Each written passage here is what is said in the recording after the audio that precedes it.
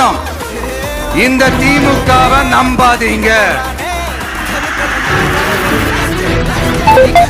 அவங்களுக்கு உங்களை நம்ப வச்சு ஏமாத்துறது தான் அவங்க வேலையே.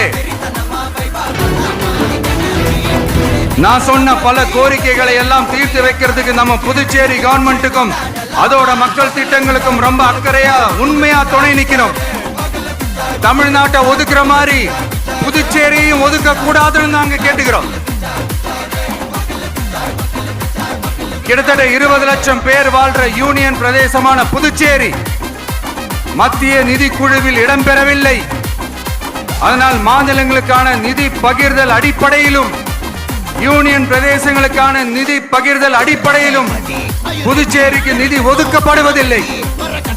அதனால ஒவ்வொரு ஆண்டும் புதுச்சேரிக்கு தோராயமாகவே மத்திய அரசு நிதியை விடுவிக்கிறது. அந்த நிதியும் அரசு ஊழியர்களின் சம்பளம், ஓய்வூதிய தொகை உள்ளிட்ட திட்ட செலவுகளுக்கே சென்று விடுவதால் மீத தேவைக்கு